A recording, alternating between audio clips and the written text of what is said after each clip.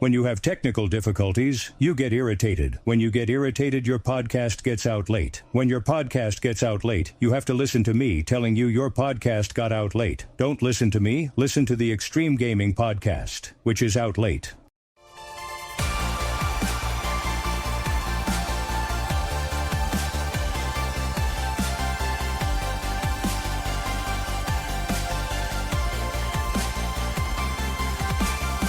In a world where gaming is everything, welcome to the Extreme Gaming Podcast. Hello, welcome to the Extreme Gaming Podcast, episode 286. We should put in Stardate, boys. Considering I've just shown you, like some Star Trek, Stargate memorabilia, just to confuse you, so you guys need to work out what date we actually record this on. Man down today. Trev as always, but we've got the OG crew on. Joining me today is Great Gamer 25, and it's Stardate 456.9. Oh, okay, that's nice, Kirk. It's a bad shot. Loyalty on Shatner, yeah. I may have the chosen one. I thought, yes. I thought the date was supposed to be 26/06, 2025, 17.38. That's pretty good. But That's I'm not pretty good. really sure. I mean, that guy, you should just call him the comma. Because like he stops all the time in a sentence, man. Yeah, that is The funny thing is he doesn't really stop that much, but when you exaggerate it, it's funny as shit. It is. Yeah. I will fix this in a moment. It's worse than I thought. I'm right in front of it. You're glowing, yeah. Yeah, that's. I'm being beamed up, ready to be. They're rebooting Starman or something. I think I need a reboot, Matt. To be fair, yeah, Alt F4 on Trev. Yeah. I actually got to switch my software because my shot should look more like Matt's, but I'm not going through the Razer software. I have to do that and switch and mess with it. But anyway, so according to this, Matt, you're actually Captain Marvelous and Sergeant Snot, aka the guy that doesn't text back. My phone died. That old chestnut. Sure. Yeah, that's why I messaged on Discord instead. And your dog married it, right? Yeah, your dog ate it up. That old chestnut, that old lambuna kebab. The dog ate it, shut it out. The cat played with it, buried it. The cat doesn't bury it. Well, maybe he does. The dog peed on it. That's what it was. 1 year ago, you had a nice, shiny, lovely iPhone. I remember seeing it. So that's concerning if your phone's dead already, man. It's only because I didn't charge it for ages. Oh, lack of power. Lack of power. That could do it. Yeah. It's not dead. Man. It's dead, Jim. It's mostly dead. Dead, Jim. It's dead, Jim. Right, Right, okay. Just quick announcements. We're whittling them down. We spent too long on them. Discord's the main one, of course, discord.gg/Extreme Gaming Podcast, or search on the Googles for Extreme Gaming Podcast, and maybe Gemini AI might actually say something nice about us. I don't know. You have to ask. Cool. The main shout out on behalf of Gray is the quick breaks, because he puts a lot of hard work into them. They are shorts. many. The shorts as well. He does put a lot of work into shorts. He does. You should see his legs. He looks good in shorts, to be fair. There's not a hair anywhere near the back. I think he must shave his legs. Should I get up or wax them? He does a wax I think thing. he waxes his legs, man. Keeps it all in one place. I'll tell you, though, that candle wax is really hot. It's just like... He's, his quick breaks are like mini episodes of this, because we do a 2-hour pod, and that's too long for some folks. So like he'll whittle down a subject to like a quick break and then make it look cool and shiny and whatnot. So check them out on the YouTubes. But let's kick off with some news. We had so much on the last fortnight, boys, news-wise, a lot. Game shows galore. We had like 3 or 4. In fact, there was more of them. There was 3 main ones. And then we had like smaller ones from Konami and... Oh, actually, I was going to say Nintendo's a smaller one. That's usually a bigger one. But we had like 4 or 5 of them in total. I think we've covered them all. But, at least the ones that count, most of them, anyway. Yeah, the good ones. The good ones. But the one we basically moved the stuff from last week to the top of the agenda this week so we can get them in. This one I'm ashamed of. I feel a little bit sad and a little bit let down by Edinburgh, and that's the game Mind's Eye by Build a Rocket Boy. That's the name of the studio. They are predominantly Edinburgh-based, but they've got a site in England. They've got a site in, I want to say, Turkey or Hungary, somewhere like that. They have absolutely made an arse of their game, Mind's Eye. It's basically a rip-off of GTA, because if you look at it, it looks like a rip-off of GTA. Some of the people that used to work at Rockstar, oh my god, I'm getting probed even more by this beaming up. See it? Look at my face, man. I look like an alien. It's actually a little better. I should really close the blinds, but I'm mid-flow, so I'm not going to. Independence haggis. The what now? Instead of Independence Day, you can have haggis instead. Independent. Right, okay, it took me a moment. Or just plain haggis day. I mean, it took me a moment. And he wonders why Mind's Eye is in a little bit of a hoo-hoo. I am going to let you boys see this really quickly. For the audio people, I'll explain. To show you the depth of their problems, that's what happens if you get beamed up and you don't rematerialize properly, normally in Star Trek, right? But this is what I'm describing here is a guy's face literally inside like steel bars or something, it looks like. Yeah, with his eyeballs out the top of his head. Yeah, he looks a bit like an alien, though. They look like antennae, to be fair. So, yeah, what can I say? Like, the guys behind it, two of their head honchos left not long before the game came out. They saw the writing on the wall, boys. They scarpered.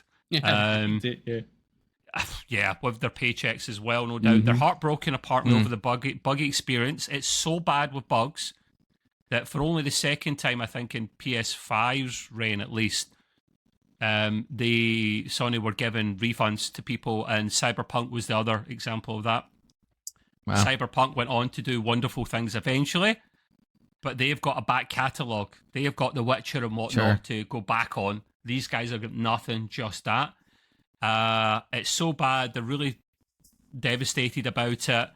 Their publishers, IO Interactive, who I do know their name.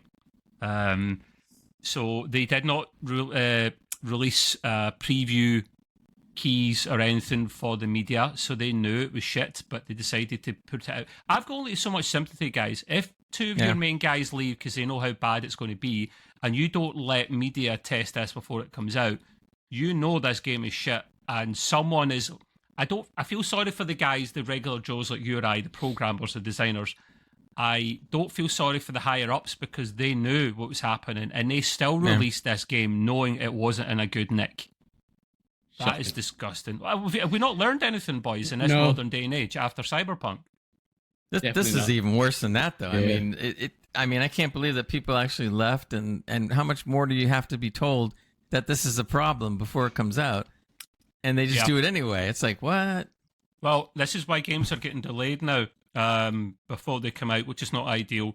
They're doing it with GTA because of their high standards and to avoid the crunch, the dreaded crunch that we all, as game players, did not want to actually let happen because these people make these games for us. They're exhausted. I'm thinking about them as well. It makes the end product bad. They've got rid of the crunch, so that's a good thing. But they've obviously just went, you guys are crunching to the end here. This game's coming out no matter what. They have released one or two patches, which haven't fixed a hell of a lot, according to DF, Digital Foundry, and their testing. Yeah. Probably just made it worse. It's got a 60% negative rating on Steam. Of course, PlayStation doesn't have a rating system, or maybe it does recently, a star system, but I don't know if it's implemented yet. So that is a shame, but let's hope they get it to a more stable level, because being a local studio, I want to see them do well. We've got a big studio in Rockstar North here and a smaller studio in Build a Rocket Boy, and I hope they do survive, but they've had to make some, moving on to the second article, they have to make some redundancies. Not surprised. Not surprised at all. I looked on Google Maps, boys, recently to see where these guys are based. And is it within walking distance? No, it's not. No, it's not.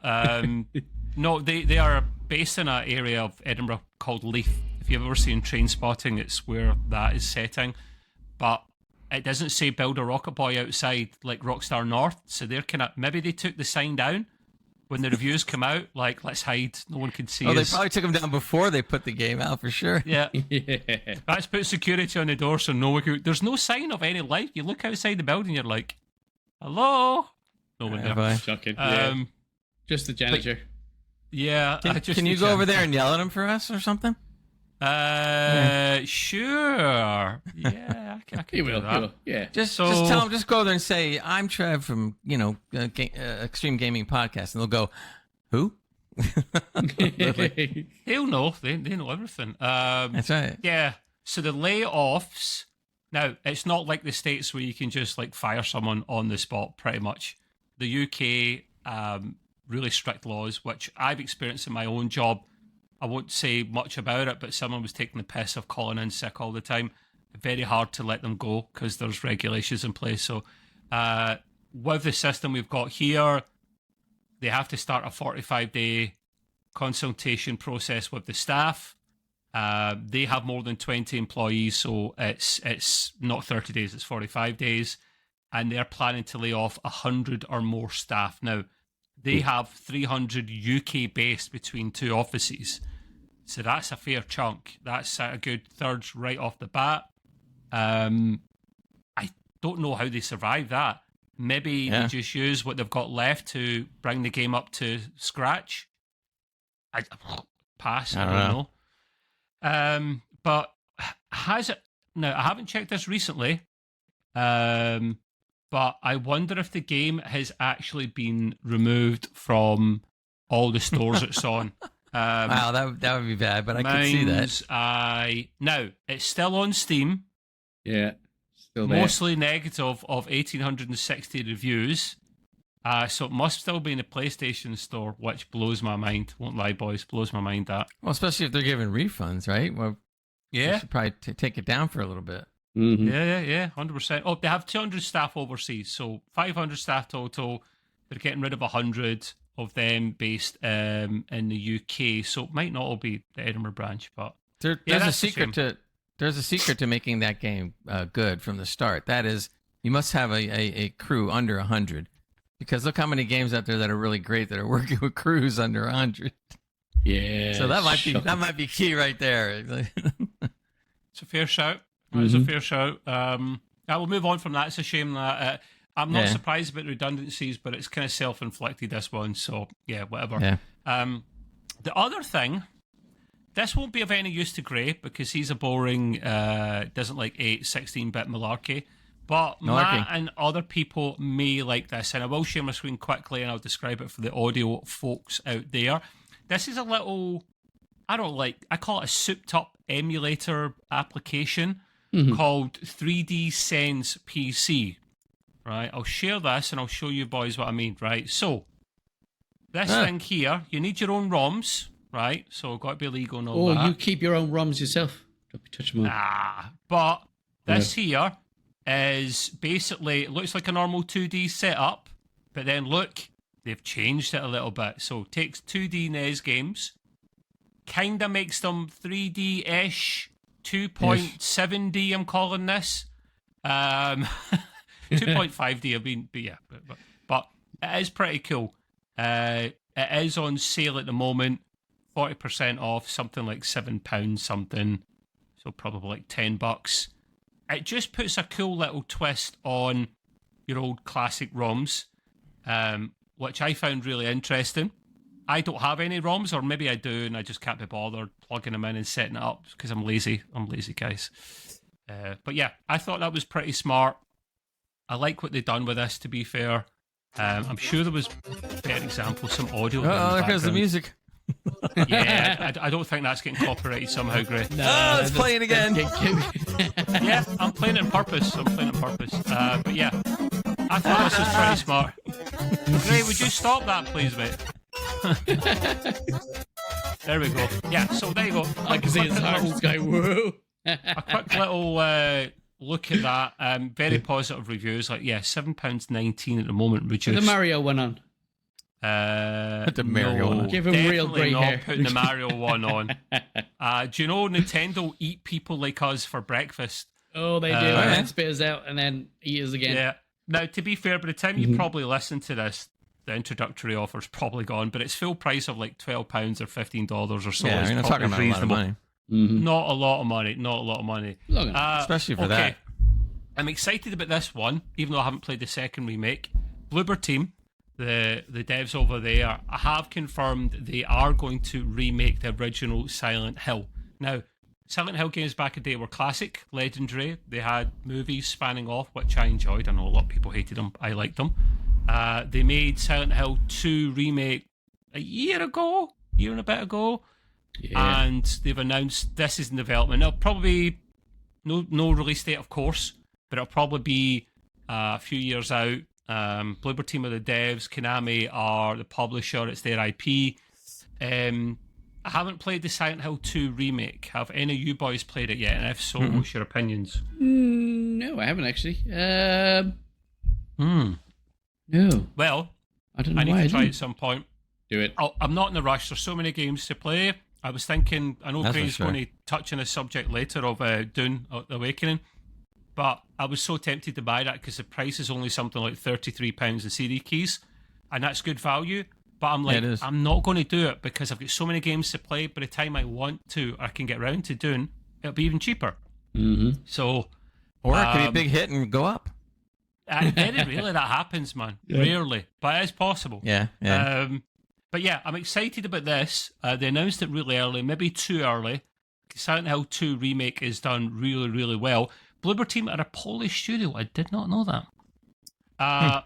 Let's not forget Silent Hill F is out couple of months' time, few months' time. Yeah, set in Japan.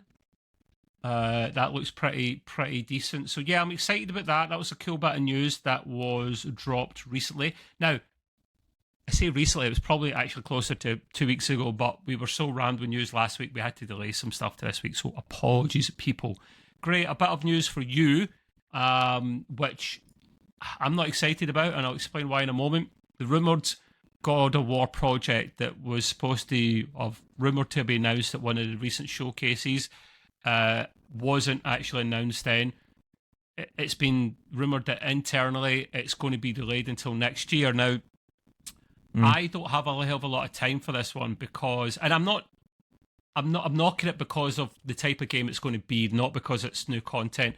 It's supposed to be like a smaller 2.5D type game with Kratos going back to Greece and the guy that originally voiced Kratos, I'm forgetting his name, sorry. He's coming back. I did, yeah. Yeah, so what's your thoughts on this one, Gray? Would you check it out? Would you you're not interested in that? I would check it out, probably more for the sake of the podcast, maybe, but to be honest, I'm like you, when I read about what they're doing with it, and they're just kind of making a very old/new version of supposed new material, I'm not really that interested. I mean, I'm sorry, I loved God of War and God of War Ragnarok so much, and that's the game I want to see. If they're going to do a third one, I want to see that. In fact, I can't wait till Amazon comes out with the TV series, so that's going to be interesting. So, yeah, I just, I'm not jumping up and down, let's put it that way. Matt, have you played any of the God of War games? The recent ones? I haven't at all. I don't know why it was, but I wasn't interested at of seeing any of them for some reason. Though it sounds like I should do because it sounds quite enjoyable. Maybe it's a bit too linear for me. It's very deep RPGs. I mean, they're phenomenal. But Matt, honestly, the last two, especially Ragnarok, I'm engrossed in the story. Remember, I told you boys that I like Sony's first-party games because they spend like $200 million on them and don't put them on their Game Pass day one because they put so much effort into the storytelling and the scripting and everything. This is kind of like that. So enjoyable, man. I was so invested in the story, the characters. How often do you get that in a game, man? It's usually a TV show or a movie that'll do that to you. A game to do that to you is rare.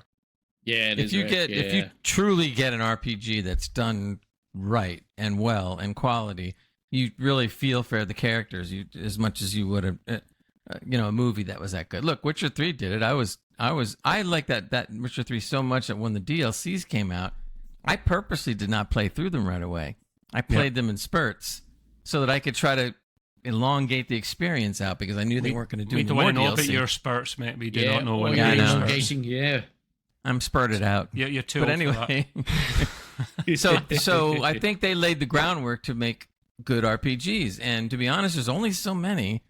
And God of War and the two God of Wars just really just kind of hit all the buttons for me because it had mythology, it had fantasy, it had great acting, it had great writing, it had it all just blended in. Yeah, and stuff. Okay. And even though I'm not trying to knock like Last of Us and stuff because there's a lot of people that really really like it, like you, Trev. I'm not saying I don't like it, but if I'm gonna play, Did you play the RPG, games, Gray? Did you start? I need to stop you there. Have you played any of the Last of Us games? I look at enough video to what it's about. I don't see the problem with me is it's not the gameplay, it's not the quality, it's not the fact that it isn't really good. The subject matter just doesn't appeal to me. So I can't zombies, get into it. post-apocalyptic content? Pretty much. Yeah? Really? That doesn't appeal to you?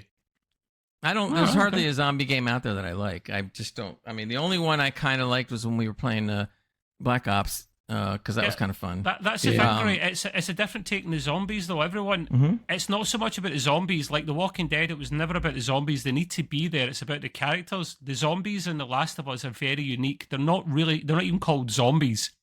They're zombie-esque in their behavior, but it's this whole fungus thing that takes over, and it's intelligent, and it uses people as its hosts. Like, it's actually smarter and far. Jesus Christ, I'm a bit more true to life.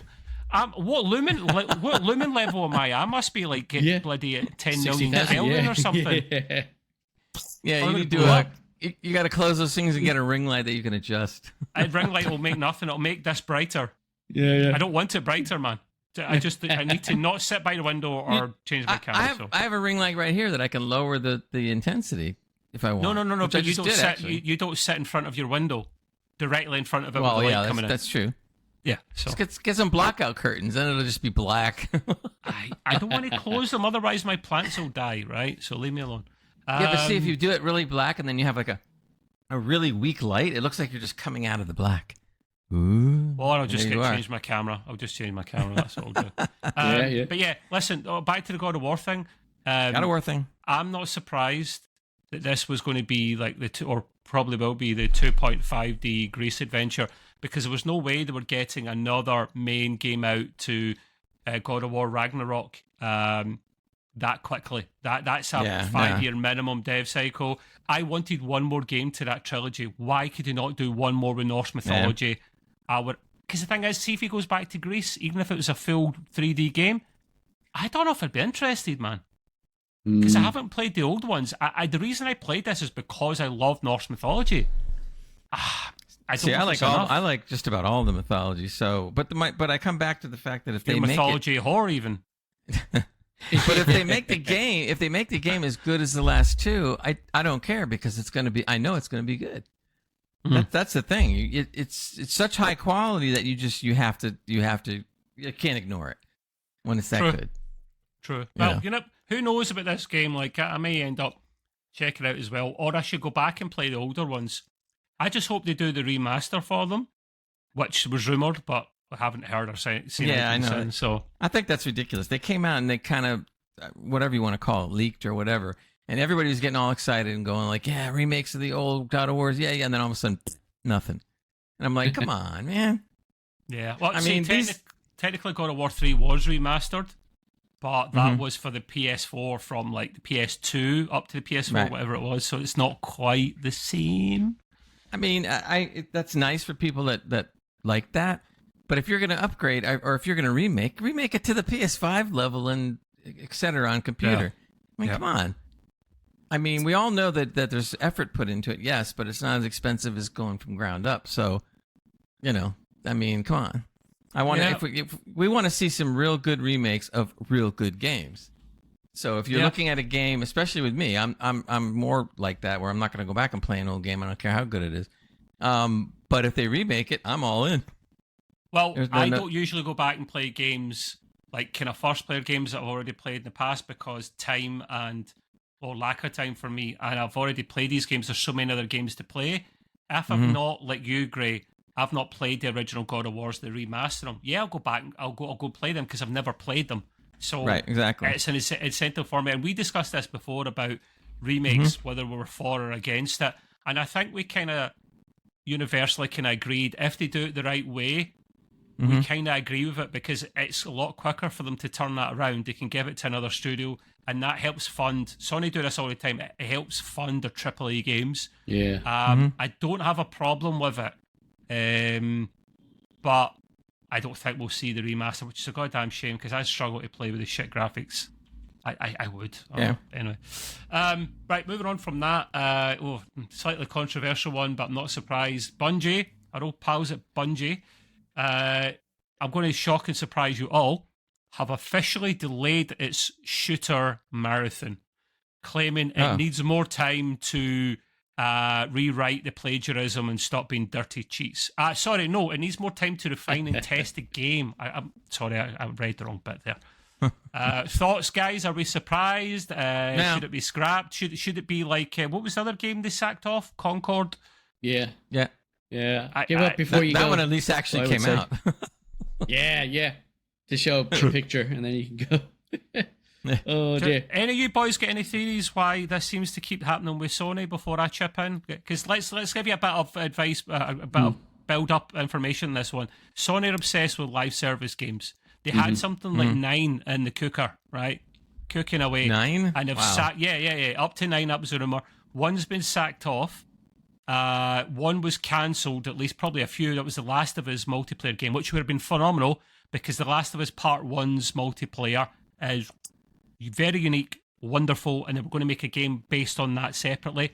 Bungie came in, of all people, and went, because Sony bought them. They at the time were the main live service people, the big generators of cash because they had Destiny 2 out, which makes a lot of money for them. Sony bought them over, went, you're going to be independent within our company, you're going to go and do your thing. And they went around all the studios and went, shit. Oh, you're good, you can say shit. Last of Us live service game, shit, according to them. Naughty Dog, they're saying one of their games is shit. Are we kidding? I'm actually getting pissed off with them. So, what do you think's went wrong, boys? Do you think they've just got a really shit business plan? That, and probably because they're probably using AI to come up with these ideas and they're trying to edit out the AI complexity of it and messing it all up. That's what it is. That's what I think. In some ways, AI probably would do better. Exactly. Yeah. Just let them do it.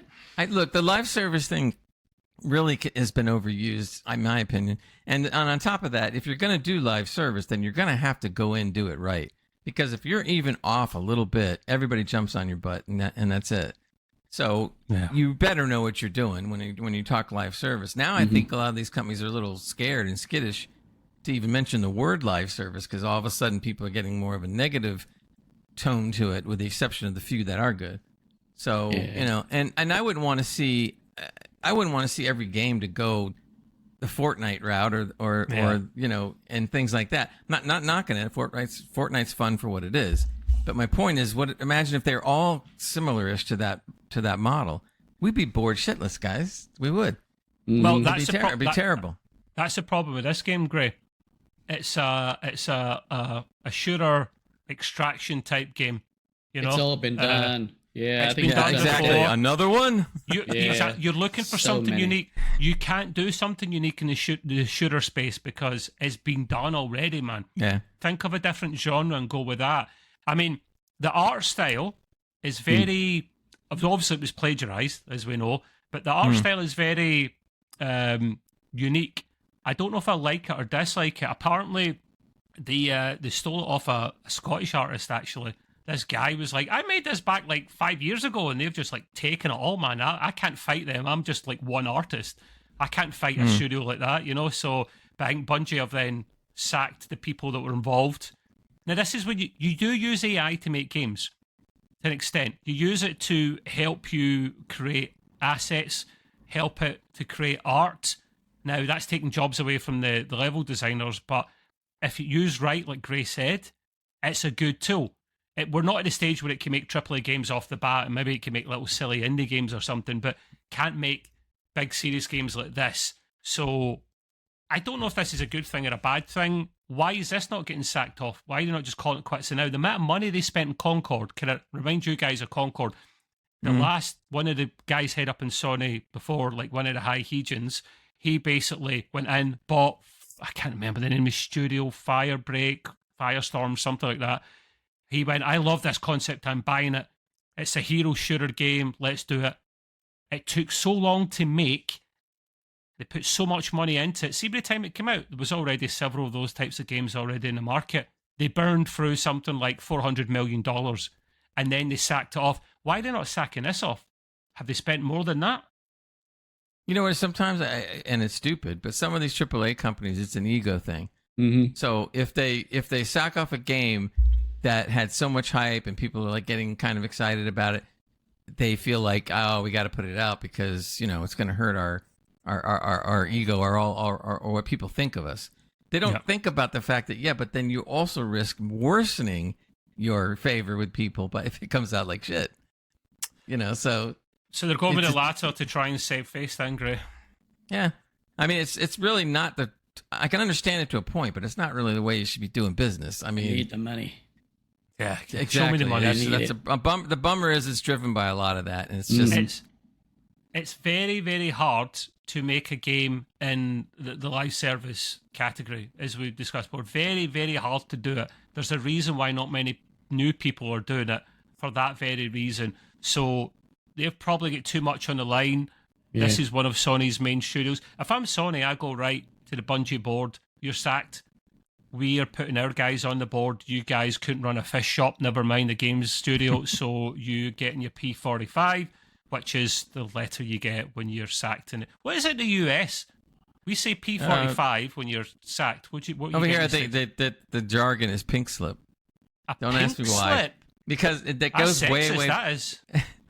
No, it goes way back to I don't know, like the 1920s or 30s. But when you were sacked, they gave you a form, and the form had a pink color to it, and said basically get out of here. And the name is stuck ever since. What's the name of it? Do you know? Do you know what the name is? You never sacked, so you don't know the name.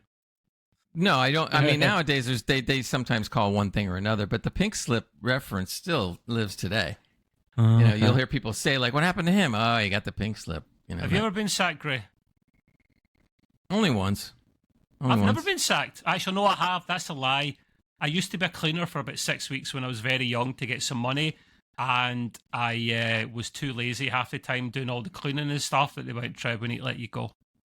I went, thank God for that. I don't want to clean shitters anymore. I'm good. Thank you. Yeah. But apart from that, all good. No, my experience was more like the corporate bought over the TV station I was working at, and they just said, let's see, you're gone. You can stay. You're gone.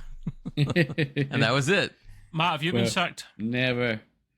Matt's a good boy. Not by for trying, I tell you. I keep trying. Yeah. I give them many reasons. But I tried it every job I've been at, but they just can't get rid of me. Yeah, they're just like, just can't too much bother. We go back to one of the Godfather things, and he goes, I tried to leave, but they pulled me back in. Yeah. Once you're in, that's it. What I want to do really quickly, guys, is this is probably pretty relevant. I should probably quickly read the statement Bungie released when they delayed this game, because it does add a little bit of context for it. This should be good. Go ahead. Quote, through every comment and real-time conversation in social media and Discord, your voice has been strong and clear. We've taken this to heart. I mean... And we need time to craft Bungie into the game that truly reflects your passion.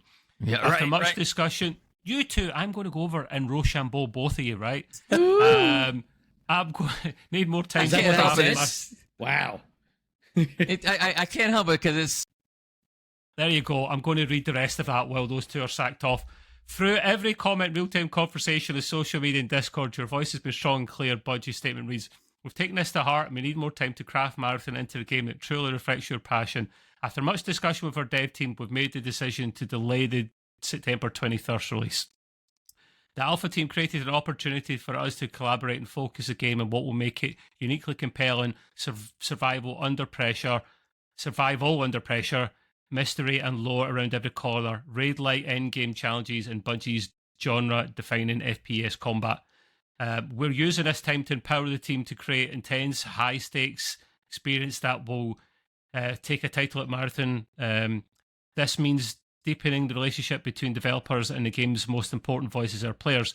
Over the next few months, we'll continue closed testing, including participants from the alpha, to deploy gameplay updates and test new features as they come online. Bungie's statement goes on to highlight the areas of Marathon we'll be focusing on and its additional developing time. It says it plans to double down on the Marathon universe and improving visuals, storytelling with a darker tone. You'll hear from us again later this autumn when we share the progress we've made along the game's new release date. Thank you for your patience and, more importantly, your passion. There you go. Now I'll bring these two back in again. There we go. I was able to read my whole statement because those two were in the backstage. But you didn't breathe, did you? Yeah. All I heard was. All I heard was. No, okay. No, but the thing that the reason why I couldn't something rude. I know. I'm not gonna. The reason why I couldn't resist though is because when I hear stuff like that, I cringe because it's such corporate BS. It's not even funny. Yeah, but I have to quote. If I'm doing a quote and you put in your own words, you've then fecked up the quote, haven't you? Because it's no longer a quote. Well, yeah, but you could actually make up stuff better than that. Let's put it that way. Yeah. That's up. It's the usual spiel, of course it is, but you have to read it out to see what they're actually saying. Like, are they sticking to the blueprint? Are they sticking to what they've been told to say, or are they actually going to be honest and upfront with people? It's a bit of both in that statement. Yeah. I'm glad you boys can actually still hear what I'm reading on that, because then you'd be like, what did you say? What did you say? Oh, that's fine. That's fine. As long as the people heard it, that's the most important thing. It's okay, because I'll edit it out later. Yeah, there you go. I'm only kidding. And then I'll go back in and reinstate it again. There you go. How you like them apples? On next week's podcast. The next week's podcast, there won't be anything. Oh, yay. It's just silence. The whole thing is edited out. Yeah, I can't really add too much to that. Thank God. It's actually, I kept it short and sweet, that one. It's a long statement. It is a long statement. Well, the reason why they make long statements, seriously, is they sit there like to keep people so engaged that they don't know what they were talking about in the beginning. They're just like, oh yeah, that sounds good. Confuse the hell out of them. They won't understand. Exactly. They just wanted them to shut up so badly. They'll go like, shut, fine, whatever. That's great. I don't know how they fixed this one, because the art style was ripped off of an individual artist. For them to change the whole art style would be massive changes to the game. So I think they just probably have to buy this guy out. And considering he's from Scotland, probably a crate of Iron Brew and a fish supper would probably do the job.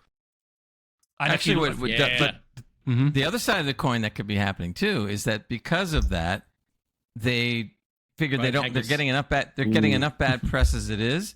Not to mention that they're losing money. So if they were to dump the game, they probably could write it off. So don't be surprised if it gets dumped and they try to write it off and take the loss. But it's embarrassing, one of their massive studios, and they already make Destiny 2.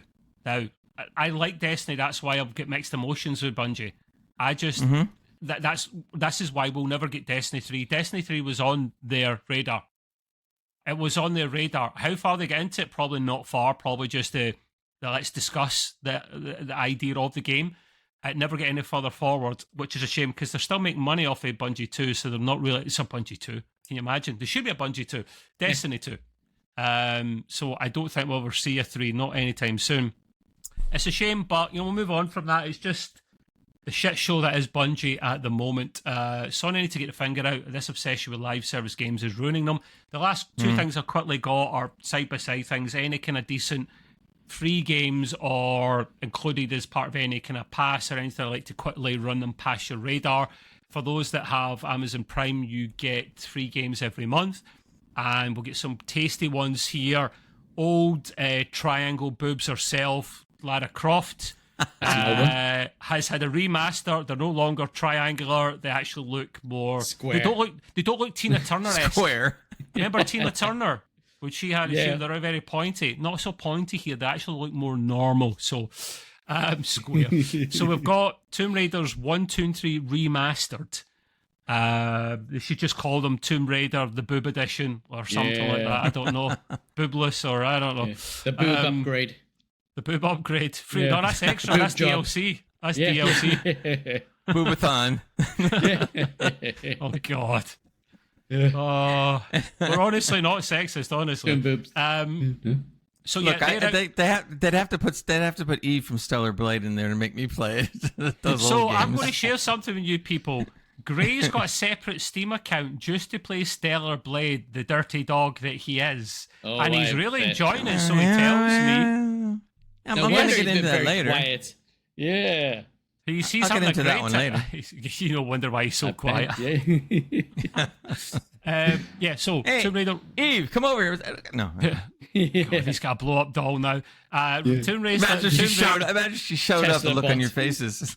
Tomb Raider 1, 2, 3 remastered, available. Are they available now? Yeah, I think they are. GOG. Today, June 7th. Yes, they are. Yeah. I hope they haven't disappeared yet. Usually get them for the month. The other ones that might be worth a shout: Star Wars Rebellion, Saints Row 4 Re-elected, and Saints Row 2, all on GOG. And remember, GOG's good. That's Cyberpunk's studio. CD Projekt Red, it's their launcher, and it means it's DRM free, so that's a good thing. There's other games as well. Dungeons of the Endless, I don't know what that is. Like, get amongst it, download them, or claim the license so you can get them whenever you want. The other thing, the PlayStation Plus Essential monthly games for July. Normally I only read these out if there's any decent titles, but there is a decent title, Diablo 4, which I have not played, but I believe one of you boys has. Xbox well, it was originally, but now it's on everything. So on everything there. Ooh. Any boys played it on? Did you play it on the pass? When it was No. Haven't played that one. No. Played the previous, I think it was. Yeah. Previous 3, yeah. Yeah, for a while. It's available to claim from. Well, actually, I said June. If I said June, apologies. It's July. July 1st. Available for all players and all tiers. So Diablo 4 is the big one. I don't like the top-down games. I can stand back. What was the? What is the game that came out from Larian Studios? The really famous popular game from last year, the RPG game. It's got the English voices in it. No, it's got English voice in it. It was really, really popular, but it's not my cup of tea at all. Larian Studios. Oh, these guys were playing it, weren't they? Baldur's Gate 3? Yes. Yeah. Baldur's Gate 3, yes. It's like it's a type of Baldur's That turned out to be a really good game. Yeah, no, but I can stand back. My point being is, and appreciate the quality and the beauty in the game, but still not like it because it's not my cup of tea, the genre, I mean. And that's this as well. It's not my genre, my cup of tea, but I can stand back and go, that looks really good, actually. We'll play it. Yeah. But again, amongst it, King of Fighters is on there as well. And Toussaint, I don't know any of those two games, but they're the games that are included as well. Right, that is me, gents. I believe we have Mr. Matt up, who basically is a key whore, a game key whore, especially a gay key. I'm a gaming simulator whore, and he'll play any simulator. In fact, I won't say that. Matt, what have you played? Wait, this is one good. Wait, I gotta say something about Matt. Yeah. If it wasn't for Matt, we wouldn't know what these simulator games were about because they put out so many of them. It's hilarious. I appreciate it, mate. He's the only guy who played them. When you did the therapy simulator last time we talked about it, that was great. That was great. Funny. Yeah, that was good. That was good. All right, what do you got for this time? World premiere. Right, this time we have the Zombie Graveyard Simulator.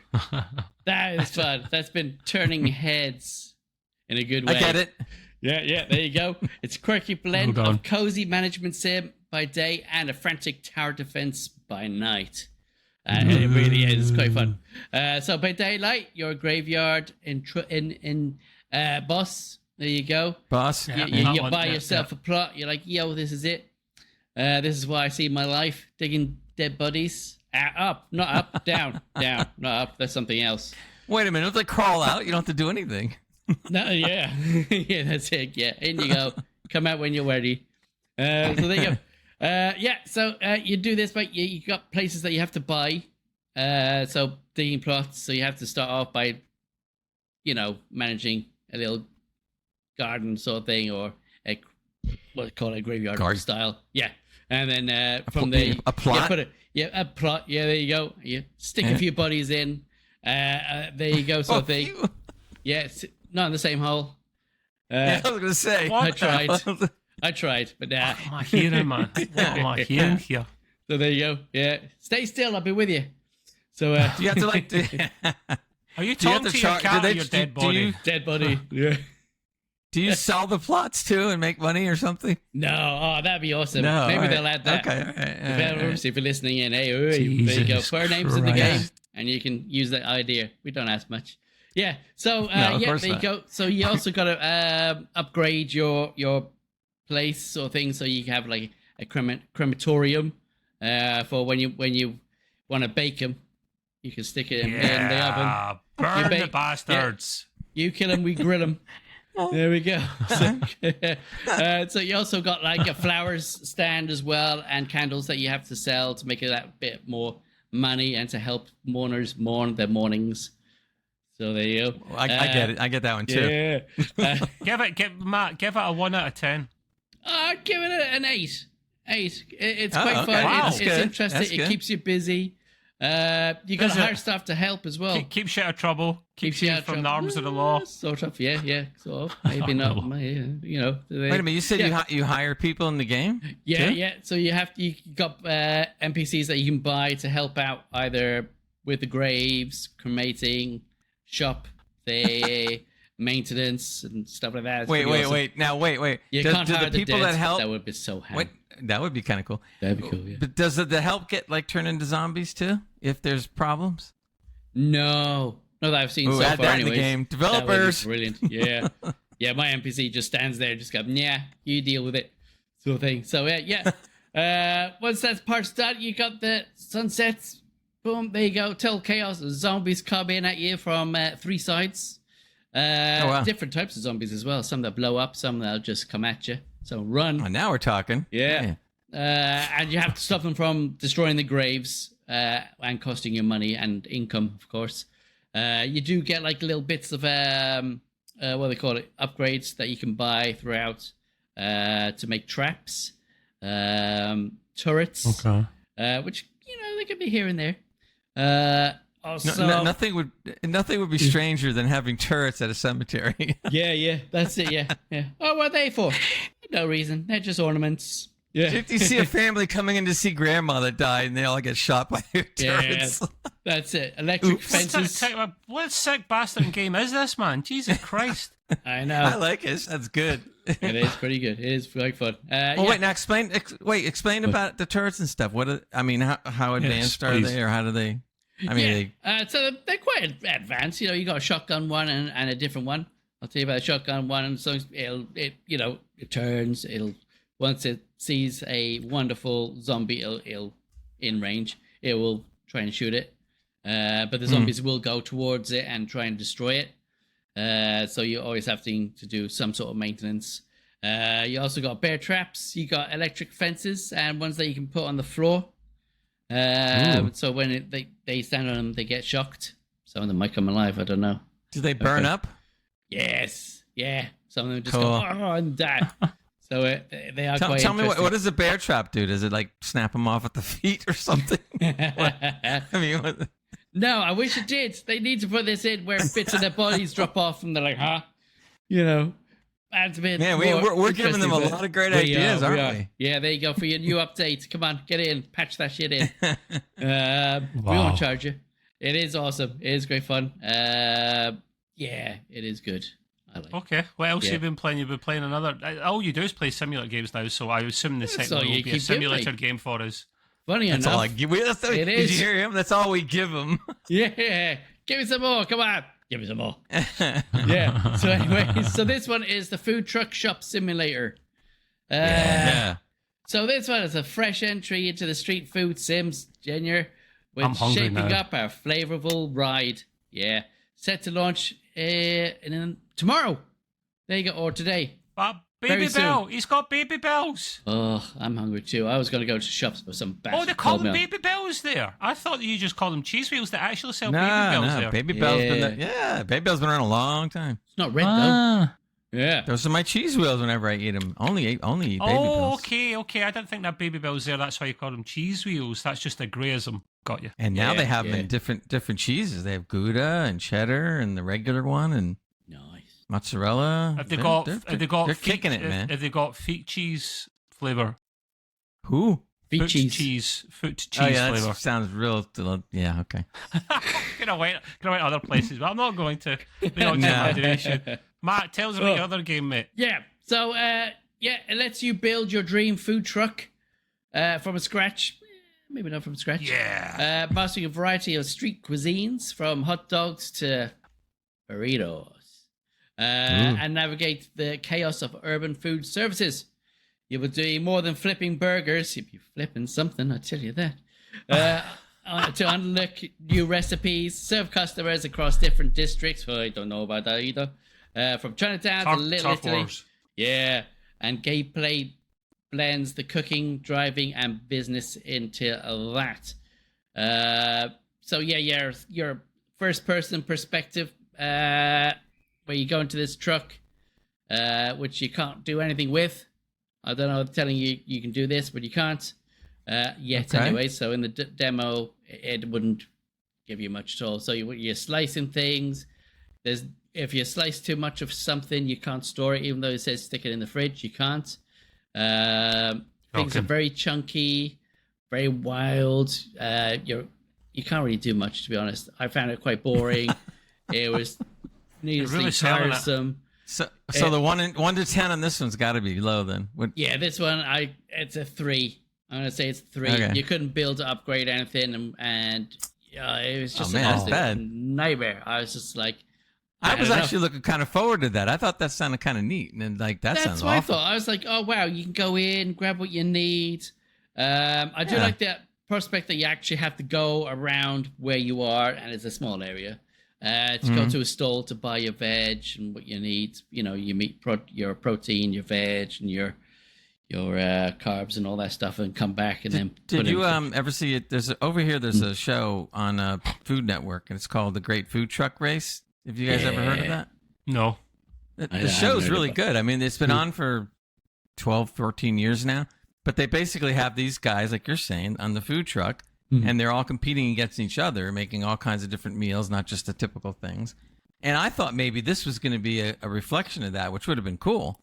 You know, competing against other people. That would make a great multiplayer game for people that like that kind of stuff. That'd be great. I'd do it. Yeah. So sounds like they fell flat on that one, huh? They have. Unfortunately, there are loads of bugs, balancing quirks that are expected, and they are showing things there. But yeah, right now it's just like I think I played it for quite a while, probably about an hour, just to try and get through it, and I was just like, nah, I've had enough. I deleted that. Oh dear. So what'd you give it out of 10 then? Clearly not an 8 for this one. You said 3. Wow. Yeah.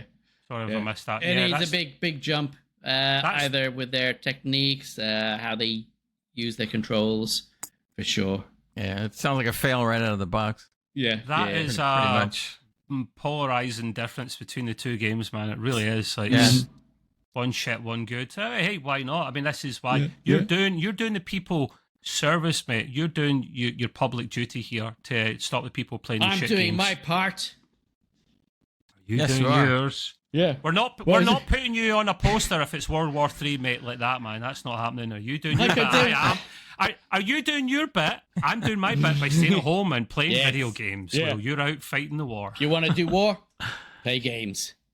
It could be something like what's that city that the ashes? Oh God, I can't remember now. In Italy, Vesuvius. Yeah. Begins with P. Begins with P. Pompeii. That's it. Yeah. So it's going to be like that. The three of us are playing. The end of the world's coming, and then all of a sudden, like 1,000 years from now, they come and they find us, and we're perfect still replicas. Glued. Playing the game like this. What are they doing? It's some kind of ancient ritual. Yeah. Even if the power goes out, some of us could be at the stage where we are off grid with solar panels and stuff and windmills, and we've got Starlink. You basically use that for internet. Yeah. So that's good until they crash and burn. So I mean, we're still gaming for a while. Like, sorry. Yeah. We'll be in the Lake District somewhere down the road there. I think we can actually survive because it'll be a real Rust world, and Trev is so good at that. He'll keep us alive. Yeah, he'll be running around naked with his rock in his hand. We're still to play that, the Thievers, the big jungle update that they had. So you get to swing about like Tarzan from tree to tree, and you get to like blowing things quite a lot. And you get to wear fig leaves and stuff, right? I totally went over Gray's head. Totally went over his head. Oh, yeah, I missed that one. Sorry. I'm talking about blow darts. You get to blowing things quite a lot. So blowing things. Yeah. Yeah, so, good at that. One thing you should do if you have a blow dart weapon, just make sure you do one thing very important. Don't breathe in. Practice safe blow darting, right? Safe blowing. Yeah. Oh, that's a good one. I think I like that one. There's a big bloody blow dart with a condom around it or something. Like, it's not what I meant. It's not what I meant, guys. It took it literally. Right, we've enough. Mr. Grey Gamer of 25. You have some game news as well, mate. It's time for more game news. Stellar Blade. Hubba hubba. Speaking of some kind of sexy kind of stuff. Yeah, dirty old man. Here comes my first story. I bet it does. I have to read the name of the article because I thought it was pretty funny. They go, ex-PlayStation boss says Stellar Blade's success is because of its combat, but we all know the real reason. Someone said it. Great. They need to, listen, see so no one comes across as sexist. They literally need to bring out a male version of that, or put in DLC like a for the ladies or whoever likes men. Put in a guy with like tight fitting boxers or something, and just make it all equal and fair. And we got a trailer, so we know what we're talking about. Oh, actually, but Trev, just to be semi-serious for a second, if the market was not so heavily male-dominated, you would see a game like that, no doubt. I mean, imagine if the audience was 50-50 male-female. There would no doubt be either a mod or something to make Stellar Blade with a guy character instead, for sure. Yeah. But anyway, that was a funny title. But anyway, they said that Stellar Blade, we all know, has been a big hit for the company Shift Up, and they did very well on console and PC. They've done incredibly well on PC. What's this? Here we go. What's this? Can I mute this? Yeah. For those audio people, we're showing a little clip of Stellar Blade here with the Eve going up and down. Oh, I saw that. You know what's funny? I meant to mention this. Jesus Christ! I've actually gave her camel toe. Oh my god! Look at them doing it over and over again. Oh my god! She's sliding down a ladder, and they're taking it from a butt view for the audio people. Yeah. So just letting you know, like, there's a burger in there somewhere. There's a burger in there. As I've said before, it's a game that has lots of battles, boobs, and burgers. butts. Yeah. That's what this game is really. Battles, but the 3 Bs, very important. What a McDonald's now. See that? I got one better than that. They're showing her doing, I don't know what she's doing to that ladder, but I got one that happened in the game, and I actually took some video of it. I'll have to show you guys later. I didn't do anything; it just happened. Anyway. Okay, so to get back into there, he says, I think got tough jiggles. Oh, of course. There's that going on. Not like to the extent of what's the other game, Dead, but not Dead, but what's the one that plays the volleyball games that really gets into the jiggles? Shit, that's famous. Yeah. What is it? Dead something. Shoot. Dead or Alive? No. Yeah, that's it. No, that's it. No, it's not Dead or Alive. So. That's what RoboCop says. It's not that. It's something like that, though. I just can't think of it. Creep. I know, we're going to go crazy, right? Right, you talk and I'll find it. Okay. Anyway, Stellar Blade has a well-earned reputation for being just a tad raunchy. Trailer still. Really? You hear this? This is great. They can be a tad raunchy. It is Dead or Alive, sorry. Oh, it is? Oh, see, that's what I thought. Yeah. Okay. And they have a very famous, nobody plays the real game. They go right to the volleyball. It's like... Yeah, that'll do us. Right. Yeah. Volleyball simulator. But I do want to say one thing, though, just in defense of the game a little bit. We had mentioned it before. Stellar Blade. We lost track. The thing I like about how they made the game was they didn't put it. They didn't kid around. They came out and said, "Who is our target audience?" Okay, so in gaming, it's male dominated. Yeah. Right, and the male-dominated audience like to look at beautiful women in their games. So, they sit there and made a game for their audience. And because they made the game purely for the audience, they made a lot of money, and the game's going crazy. That's what Bungie needs in their shit show. Yeah, Eve. Bit of that. Yeah, bring Eve in. There you go. Now, what are you putting up on the screen? Oh yeah. Oh yeah, that's jiggle physics. Yeah, but that's the old jiggle physics, man. Know. The new one is. That's all I can find at quick notice. Leave me alone. Whatever. In any case, so what I wanted to say in defense of that is that if you know your market and you want to make a game like that, fine. But the thing is, the game looks really good. I mean, not just because of her, but the game itself, it looks really good, and the battling and the gameplay is actually better than I thought. I wasn't expecting a lot. Great. In fact, it used to be worse. They actually toned it down a bit, I believe. They said, "Oh, too bad." Well, that's okay because we'll get into the mods in a second. So, so the thing with the gameplay though is it actually they put too much. They actually put too much battle stuff into the games. Unless you're really, really, really fast on a controller, there's something like 12 different combos. There's no way in hell you could do that many. No. I mean, it's almost inhuman. What I did is I picked out 4 or 5 that I liked. And then I programmed it into my programmable keyboard so I can just tap one key. But oh my God, when you sit there and you look at the ones that on the controllers, it's always right, left, A, B, B, B, B, B, B, B, right. Right. Now on the keyboard for PC, it's a little bit easier, but not much. It's like left click, right, left, and then the combo. And I'm like, sound like you're marching, Jesus. Yeah, exactly. And I'm back in the 70s. And I'm sitting there going like, I'm not doing that. By the time I do all that, I'm dead. So I just went to my keyboard, programmed it, and I just tap one thing, and she goes. She does. I bet you did tap one thing. You dirty bugger. That's because the trackball is not quick enough. That's why. Got nothing to do with that, dude. This is buttons on a mouse. I know. So in any case, though, she has some great combo moves. She has the battling is a lot of fun.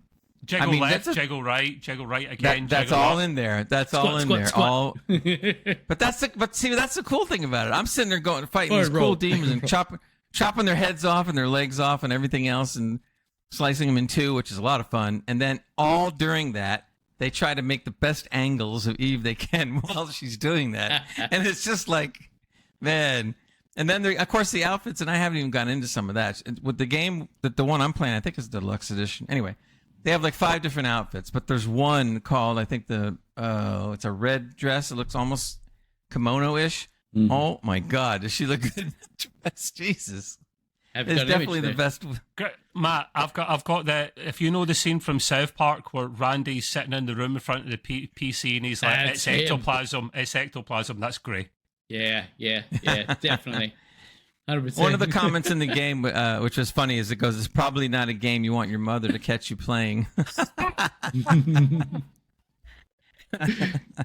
And here's the best one. It took only 72 hours after Stellar Blade's demo release, not just the regular release, demo release, to see Nexus mods flooded with raunchy creations. Why did it need mods for this when it's already a filthy game, man? Why do you need more filth? Why? You know me, I Stop have being to greedy. I have to, put in the mod corner thing here now, so I had to go and check this out. We're going to have a lot coming up next week. Yeah. Oh no, you should see it. It's unbelievable how many there are. But the funny thing is, they have a filter on the side, so you can click, don't show me any adult content or do show me adult content. So if you turn off the adult content, 75% of the Stellar Blade mods disappear. You're all filthy out there. You hear that, people? You're all disgusting. And we love you. That's right. But to be honest, I tried to cherry pick through a bunch of them just to see what they look like. I'll tell you right now, about 40% of them are all garbage. There's only certain ones that are. That's the case of most mods, Greg. Most of them, more than 50%, are normally crap. Yeah, but I mean, how hard is it to make a costume? Some of the costumes that I saw were like very hard, apparently. This is bad, and I'm sitting there. But then some are some are pretty good too. Mhm. And of course, there's the ones where you play basically totally nude. Well, I know, but there you go. but I mean, I think the game is great, and so far, and I also like the fact that it's a kind of a looter shooter slash battle slash sexy Pornographic all rolled game. in all rolled into one, which Yeah. is kind of neat. So yeah, so it's enjoyable. I mean, and look, there's lots of players playing it, 3-4 million, whatever. So gotta hand it to them. Okay. Next story is something that I thought was kind of interesting there, and I've kind of reported on it a little bit before. Witcher 3, not the new one, not the old ones. Witcher 3 may be getting new DLC next year. Okay, we're doing the Witcher 4. Why? What? Does So does it ever stop? I know, but I'm seeing this and I'm going like, no, that must be Maybe it can't be links new. the fourth one to the third. No, I don't think they're doing that. But well, then again, we don't know. You could be right. But as we've heard now it's still supposedly rumor, but they said it's awfully strong rumor because they've already heard a lot of things. And apparently, it says here that it's being developed by Fool's Theory, which is the studio that is working on the remake of Witcher 1 and Witcher 2. So now it's starting to make sense. They hand the dev kit over for 3, and these guys are more experienced, and they say, "Hey, let's do a little neat thing and have a new DLC." They're already they're already redoing them. May as well just put some extra content out while we're there. Right, exactly. And I'm sure the DLC is going to be, not giant length or anything, but it'll be. Hey, look, if something new comes out for that game, I'm buying it day one, no problem. I've never played it. Well, I played it. I think. Yeah. Look, marketing-wise, it's brilliant. Absolutely brilliant. They're remaking the first 2 games, which I never played because I just can't get past the graphics, what it looks like when you play Witcher 3, you ain't going back. So I played Witcher 3 first, and I'm not going back. But now when I see the remakes come out, now I'm going to be like, ooh, so now I can have a lot of fun because I'll be playing 1 and 2, and then by that time, 4 will be out. Same kind of theory. You can play those. This new DLC will come out for 3, and if they plot it properly, it's going to be lots of Witcher until 4 pops right away. So it'll be. I'm looking forward to it. I think it's great. Interesting. Make more DLC. It's fine with me. There is one thing I wanted to put out there. There is a DLC of types. It's actually a mod, and it's called the Last Wish Project. I've been hearing a lot about this. This guy put together. It's a book. It's patterned after the book by I can't pronounce this guy's name, but the originator is Andrzej Sapkowski. Yeah, whatever. Well done. So basically, it's supposed to be one of the best stories in the early years of Geralt, and how he became to be known as the Butcher of Blaviken. So I've heard lots of good things. There's a really good trailer, a playable trailer that you can see it. I mean, the gameplay, and it really does look good. So that's something you might want to get out there and take a look at, or head over to Nexus Mods or whatever. But I heard it's excellent. So we'll see. Interesting. Anyway, next story I want to talk about, of course, we touched on it, was Dune Awakening. I was looking over to see what they were talking about as far as the stats, and apparently 1 million players are playing have bought the game flat out, and are playing it. Now, this wasn't on Game Pass, so I guess it makes the numbers maybe a little bit more impressive, but I didn't know how this game was going to do, and I saw trailers, and I know you guys did too, and I was kind of 50-50. Some stuff I saw I liked a lot, and some stuff I don't know. It looks fantastic, man. It does. I'm so tempted, but I've got too many games to play. I'm 50-50, but yeah. It's not because I got too many games. It's just there's something about it that I'm just like, nah. Well, it's a bit grey and a bit kind of orange because it's set in the desert, so there's only so much you can do. A lot of greys, a lot of oranges in there. I'm like, but for the greys. Apparently it's a massive open world. Oh, Jesus Christ. It's a massive open world survival game. Like, the world is huge. I heard the base building's supposed to be really great in it too. That's what I'm hearing. Man. I see if I didn't have much going on at the moment in terms of game wise, I would buy it because, like, say it's cheap, £33 or so, like whatever that is in doll hairs. That is phenomenal. Oh no, has it gone down? That's price, a very good price. Yeah. I mean, that's worth it. I mean, it really is. It's not bad at all. It was 39, I think. From maybe we can talk to Merrick over at Games to get that on his servers or whatever. I want him to get Ross in that before he gets that on. But, That's true. That's true. Yeah. So apparently it's lots. doing quite well. The reviews on it from players have been really good. Wow, they said there's 121 million building pieces. That tells you a lot of base building going on. 120 million building. Wow. So that means base building has gone bonkers. Yeah, You so know, the for game is sure. £42. No, dollars. What? Uh, No, CD keys it's £33. I checked it yesterday. Yeah. 2 days ago. Oh, okay. Yeah, go to CD Keys. And we'll Whatever get them that as a is, sponsor any day. You can find out the dollar amount for us, Matt, while you're at it. Just you change it at the top right, the currency. So I love some of these stats I'm reading, though. 66,883 people died in sandstorms. Oh, the Well, that'll sandstorms are teach lethal, you. mate. I was watching a stream last night about this, right? It's called Streamer House. You might have heard of them on Twitch. And they just like stream 24/7 because they're in a house full of streamers, as the name Yeah, alludes to. $33.49. Yeah, there you go. What dollars? That's good. Change it at the That top. is $44.99. Oh, wow. Still That's not a too bit of bad. a difference. Yeah. But still, I was watching them play the game, and I was asking them questions about it because I never read the Dune books, but I watched the movies and I loved the movies. And you could see the big Imperial ship or whatever that's called in the sky, the one that the pilots fly, and that's where the Emperor, whatever his name is you don't interact with that. You don't interact with the sandworm apart from when it like bites your haggis off. You can't kill it. See, when I suggested like, okay, can you not kill it? Like, is there a mission to try? And they looked at me like, no, you can't kill the worm. That's sacrilege. It's like sacred and all that. I was like, it's a fucking worm, man. Like, come on, it's a game. Get a grip. Yeah, but if you really think about it, the worm is massive. You wouldn't be able to kill that thing unless you bombed it from above. Well, but do you think about it? It'd be a great mission, though, if you have to build Yeah. up enough players or enough technology or Little baby weapons to worms. actually get it. But they are sacred, No, apparently. Like Tremors. Here's what they should do. The worm is so massive. You should be allowed to walk inside the worm, build a base, and then it should be traveling all over the place. That's It'd a be great great. idea. I like it. I would love that. I'm That would be sold. something else, yeah. I'm sold. 517,000 ornithopters are crafted. That's the dragonfly-looking ship. Those are cool. Yeah, they're pretty cool. They're cool. 6,110,000,000 plus grams of spice consumed. Boy, they're drug addicts. Yeah. That spice can be used for so many things, mate. That's it. The spice. True. Melange. yeah. Wow. They're not using it for that. Let's see. 463,000 players ventured beyond Haggis Basin. Only kidding. It's called Haga Basin. I just had to say that. That'd I be was so going funny. to say. Yeah. I was going to say. Yeah. I couldn't resist. It was there. It was right in front of me. So that's pretty cool. We're gonna have to try that amongst all the other new cool I've heard games that we there's can't. quite a few glitches, and a lot of people were moaning, complaining online that some resources players are actually blocking off from, and pathways players are blocking off from other players from using, even though it's like plenty of You mean resources. there's griefers? No, there's Griefers. no such thing as that. Major griefers. Super You griefers. say queefers? Yeah. Oh, griefers. Griefers. Yeah, loads of queefers around. Yeah.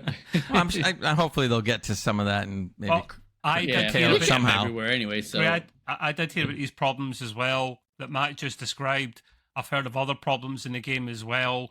That the deep desert is a bit of a no-go because of other players being very anti-competitive. It might be the thing you're talking about blocking off resources. People don't want to go in the deep desert for that reason. yeah, a lot of people get harassed by other players, especially big game players. Yeah, they're gonna have to nip that in Where- the bud, and they're gonna risk losing Well, people. They're that's just the thing picking they're on people, pretty much. That's the to take thing they're their doing in this resources. game. Yeah. They are sorting it. They are listening to Yeah. the players, and they are actively updating it and changing these things when PvP gets a bit too nuts or whatever. So Yeah. I've got to respect that. I do think what would be smart, where you kind of alluded to, Trev, is that in future, since it is live service, I guess a better live service than what we talked about before, they need to put in new content. I'll bet you some of the new content is going to be you can ride the worms and stuff. They got to do that. They have 4 DLCs coming out over the next year. You can get the deluxe version to get that included. And one of them is rumored to be in the north of the planet, which is the cold region, the kind of, the Cool. Do polar they have north. snow worms up there? Well, actually, maybe none. But I mean, hey, Darn. rumor was that I always thought that in Dune there was a small part of the planet from the books that was a bit lush and green. I've got a friend who is Dune obsessed, and that's what she told me. Like, there's a part of the planet that was a little bit like an oasis. Yeah. But then when I asked the guy playing the game, who's read the books as well, he's like, no, not as such. There are some areas underground that are lush. And I'm like, underground? How does that work?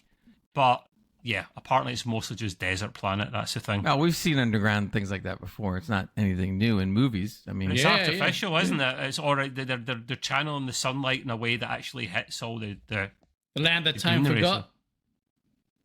or even some of the MonsterVerse movies. I mean, what's his name? Not King Kong? but Godzilla's Godzilla, yeah. Godzilla's buddies live down inside the earth. That makes zero feckin' sense how that can manage to get bloody sunlight when it's inside the feckin' planet, man. It's got its Absolutely. own I mean, to be honest, right, exactly. Well, kind of, whatever it is. Micro sun. Yeah, but that goes all the way back to the 1800s and Jules Verne. I read the book Journey to the Center of the Earth. Same concept. Oh, And yeah. by the time they got to the center of the Earth, it was like, whoa, what's this? And Well, there's, stuff everywhere. they did say the MonsterVerse thing was my camera's frozen. Hopefully I come back to it. I'm telling you, okay. it's We been never funny noticed. tonight. It's been, you guys have been freezing at points tonight as well, by the way. It is Yeah. absolutely. That's why the isolated recordings are important. But anyway, Yeah. I'm turning my camera off for a moment. It's absolutely awful. Ooh, we could save That's our okay. face. One last thing I'm going to cover, and I think, Trev, you might want to chime in on this, but I thought this was kind of Sure. interesting. The title is Where Are the Switch 2 Indie Games? And it says indie developers and publishers discuss the lack of access to Switch 2 development kits. So they said the current titles of the Nintendo games basically don't really have many devs. They said that Deltarune, which I've not heard of, and No Man's Sky are among the only lucky ones that have gotten past Nintendo to be able to do a game. Other people are actually saying they would really love to be able to do it, but it's difficult getting it. Now, to be fair, they did go back and say even with Switch 1, by the time they got a development kit, it was, well into the game by 7 months. But what they're saying is that Nintendo puts up so much of a stink about it that it really gets them kind of upset because they want to take advantage of it. And why would they not want to? Because, I don't know, the way the indie guys are doing now with the PC games, you would think that they could do some really cool stuff with Switch 2. At least we hope so, anyway. It might make it a lot easier for them to have a platform to have their showcased projects on there as well. It might be a good money maker for the Nintendo. And by the way, sure. if you're watching the video and you see Trev gone, that's because he caught the same didn't pay disease the that my bill. old computer had. Yeah, it needs a godlike now. That's it. That's it. He's gonna have to buy one of those. We have to tell him, well, you got to do this, man. Yeah. Yeah. So I thought, I don't know. I guess Nintendo and other places like to be really close to the vest and stuff. Mm-hmm. They're afraid that if they do that, then secrets are gonna get out or whatever. I get that. I guess. Honey trap. Yeah. Yeah, I mean, at the beginning, I can understand that, but after a little while, I mean, give people a chance to make more games. You're only going to make more money because you're going to take a nice cut of it, Absolutely. and stuff. Yeah. So how bad could that be? Anyway, they said that apparently there is going to be support, or there is support for Unity and Unreal. So that's two big game engines right there. It is. Yeah. And especially for Switch 2, that would would be interesting to see what comes out. Even though I'm not a big Switch person, not because I don't like it, I just don't dig the that handheld game. Mm-hmm. But that's a whole nother audience out there, so that'll be kind of cool. It would be. So Definitely. I'm done with that. So who comes up next? Oh, Matt, you come up next. It is I. It is you. It is him. He's back. He has come back. Something We're still wrong? recording. Does it hurt? Your Switch 2 comment is a very valid one, Gray, because Nintendo purposely didn't give out consoles to the peasants, as I like to call them, because, I'm being harsh, they're not peasants, they just can't compete financially with the big boys. They didn't give them consoles on purpose because there's more chance of them leaking and blabbing stuff about. There was less leaks with the Switch 2 than there has been other consoles in recent times, and they only gave consoles to of course, their own guys, first-party guys, but also the big studios, the big massive studios that work with them, because they're less likely to blab, but they wouldn't give it to many third parties unless they were really big, because there would be labs and leakers and whatnot. So I kind of respect that position. Only dev indie guys were able to get the Switch 2 when it was released at launch day. So they will come, but bear in mind the Switch is one of the worst examples of bloatware, or as I call it, the technical word, shite. There is so much stuff on the eShop that is crap that gets past their censors. There was a hentai game in there, man. Like, for crying out loud, you know? Don't tell Gray. I know. He'll buy a Switch 2 now. He'll buy a Switch 2 now. He'll buy his sons for science. Yeah. So, But by the way, Trev, sorry to interrupt, but you're over-modulating like crazy. Yeah, your mic is shit. Right, You should sort that shit out. yeah, Just bring your audio down a little bit. That's all. that should help a little bit. Yeah. Anyway, moving on. I can play lots more Stellar Blade. It doesn't have to be nude mod. To be honest with you, I don't even want to put a nude. No, but I don't want to put a nude mod in Stellar Blade. I really don't. Yeah. It's not that it wouldn't be eye appealing. It's just that it doesn't jive with the game.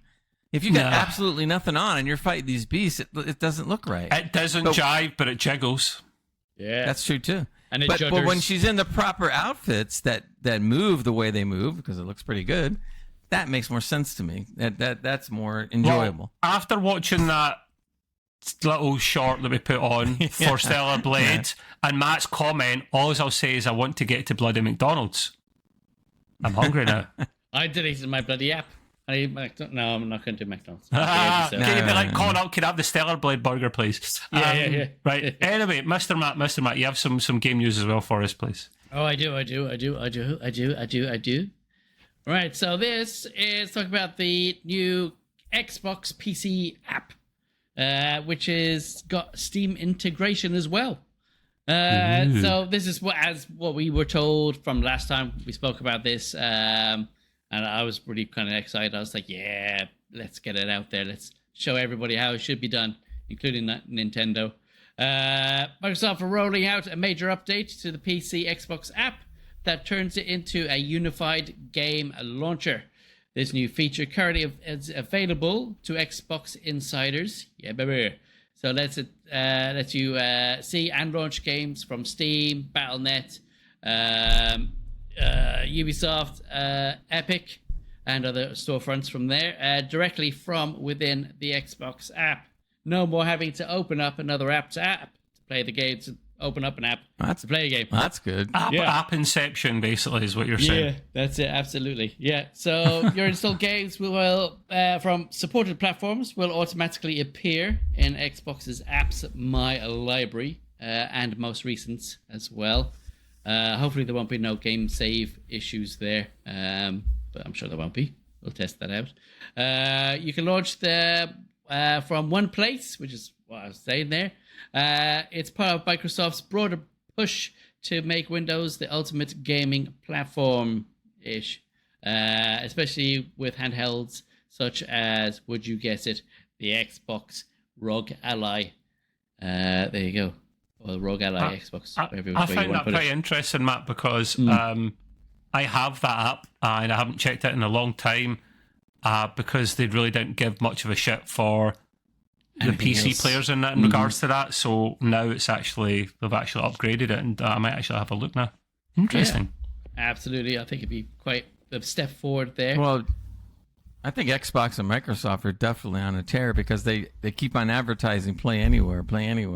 Yeah. I mean, it's working though. It's working. Yeah, that's what I'm saying. You can't repeat all that and not know how to do it, and stuff. So that's a plus for them. Hey, look, they've been doing the right things with Xbox Game Pass. Everything's looking roses for them. Yeah, absolutely. Yeah, they're taking their step in the right direction. Yeah. What is this bloody Chinese link you get in here, man? I know. What is this? Is this like spamware? That's a link, huh?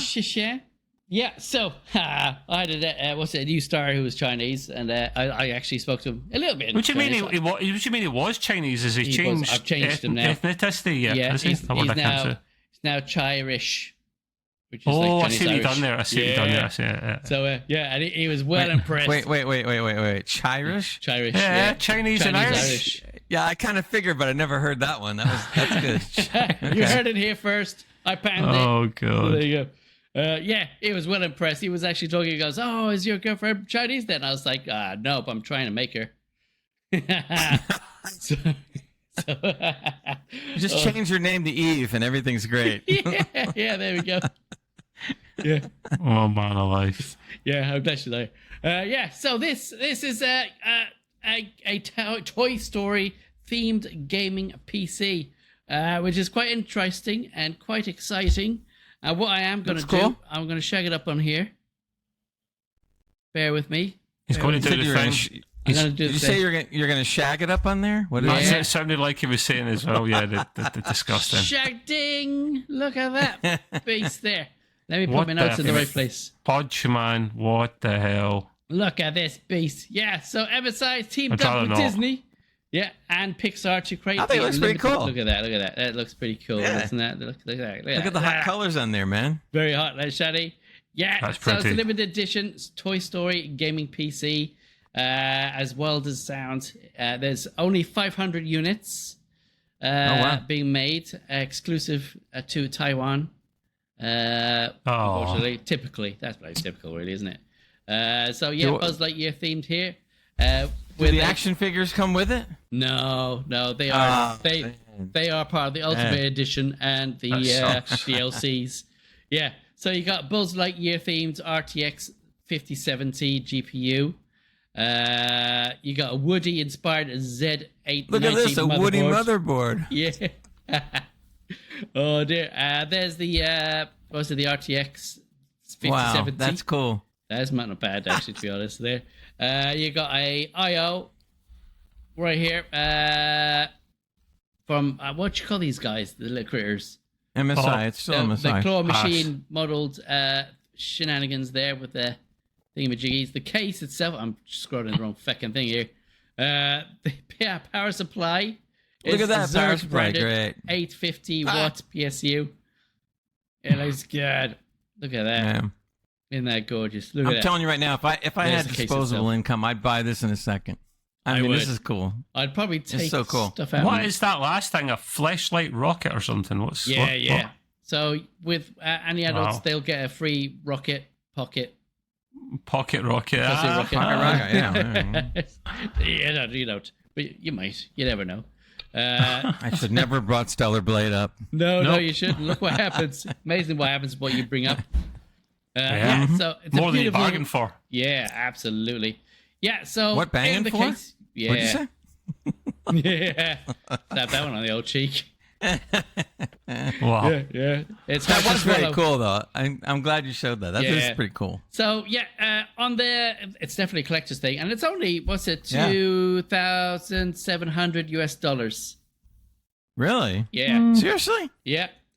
And that's not bad. It's not bad. So in there, I'm sorry, you might have said this already, but what was the graphics card? An RTX what? It's RTX 5070 Trio. Oh, wow. So it's the three jobs. How do they get away with 2,700? That sounds cheap.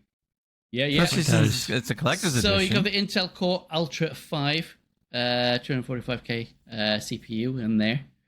That's a crappy one. Okay. Yeah, it is. So that's probably why. It sounds crap, to be honest.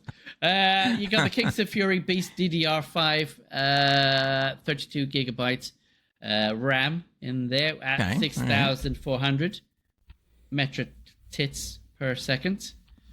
Yeah. You know what? I'm wondering if the chip can be replaced, though, so you could probably... Will you leave the keyboard alone there, Trev? Will you stop plashing on that keyboard? And if I could have you fucking haggis there, dude. I know. Okay. Never touch my keyboard. You know he means it when he goes into the accent. Yeah. Never touch the keyboard. My turn. Yeah. So I would replace it with a better Intel chip and then just peel that label off so you could keep the... Absolutely, yeah. Just kind of do a little bit of a mod thing going on there. It's got a Spatium M450 PCIe 4.0 NVMe M.2 1 terabyte card in there. Okay, that's not bad. It's not decent. bad. I mean, what I'm curious about is if I wonder, like, if hypothetically, if you were to buy this, I wonder how much it would be worth in a few years. From the collector's side, it could be worth. It'll be worth some. Yeah. If it's unopened. Yeah, if it's unopened. Yeah. Well, Yeah, True, that's another story. true. But still, you could probably still get some money for it just because of what it is. Yeah, and the MSI Mag AB50GL PCIe 5 850 watt power supply. And no, the motherboard is not Meg godlike. No, it's not. No, it's MSI own made thing there. Ungodlike. Ungodlike, yeah. It's more like toy style. So if you fans, you can have toy-like. Yeah. Oh dear. You got the 3 times 120 millimeter fans, ARGBs that you can have in there, and one at the rear, 120 on there. So gives you quite a bit of space, to be honest, for that as well. I remember having an Alienware, modding it, and some guy bought it for me for £3,000. Alienware PCs and laptops are the biggest rip-off ever. Yeah. They're more of a rip-off now since they're taken over by Logitech. Logitech. Yeah, Logitech, man. They always get ripped apart on like Linus and Tech Tips and Jay's 2 cents and whatnot. So cheap crap they keep putting in. They're not necessarily before they sold, they were good. Cheap shite. They just charge a fortune a lot of the time. Well. Take the piss a little bit. Mm-hmm. Yeah, because they have an alien head on it. It's kind of like, oh, an alien head. It's worth at least this much money. Yeah, my case used to have the motorized fans, the RGB color changing side, and the alien as well. It was nice. It was not worth it at all. It was not worth it. Not worth it. Yeah. Well, that is an interesting little collector's edition. If you're in Taiwan and you want to pick one up, go on holiday, pick one up, bring one here. You'll make a killing. Sell it for 4,500. Yeah, and I'm gonna go in and buy 2. Scalper. And keep one and sell the other. Yeah, that's scalp dreams. Rumor has it that the Chinese actually will go to war to try and reclaim Taiwan just so they can get these collector's edition PCs. Yeah, they're getting left out. Yeah. That would be a real good reason. In which case, like the US and Europe, and not have to sit back and go, fair enough. Like you made a really good PC, guys. Like we can't get involved. Go for it. We're not getting involved. Yeah, that's it. Before we get shut down for political opinions here, some lovely hardware tech news from Gray and I. In a world where NVIDIA has gone mad, it's time for hardware and tech news. The first one, Gray's seen, I assume Matt has as well. Doom the Dark Ages looks even better and shinier than usual. I'm not going to call up this webpage here because it doesn't actually, it just had pictures. It doesn't have like a little video here. I put off playing this because just to having other games to play and been busy. The game launched with path tracing or ray tracing built into it, caked into the game, but it didn't have full path tracing built into it. And they actually brought that out later. Was a bit disappointed they didn't bring it out at the time, but whatever. Gray, you've seen this. It does generally actually make a difference and actually look even better than it did before. What's your thoughts on what you've seen on it? Yeah, I was a little bit skeptical at first because I'm going like, well, how much better could it be? Because it's pretty good. I will say you're not going to notice everything, but there are stuff that you are going to notice. So that's the good thing. That's what I looked at first. So there was particular shots where there could be like a light source that only tends to fall right down in front of the source itself. Well, now it goes all the way out to you, so it looks more natural, almost kind of like a sunbeam that would reach from far away over to you. Whereas before, it just stopped dead. There's also some textures that look definitely better. I mean, I was looking at some of this and I was going like, wow, okay. Where you didn't really notice it at first, but then when you look at it, you're like, oh yeah, there's no doubt. So there's definitely some differences and stuff. Now, I understand some people are going to say, well, yeah, but the game's so fast, you're not going to be able to see it. Like, yes and no. I mean, your eyes are still catching it. It doesn't mean that you're going to pick it out necessarily.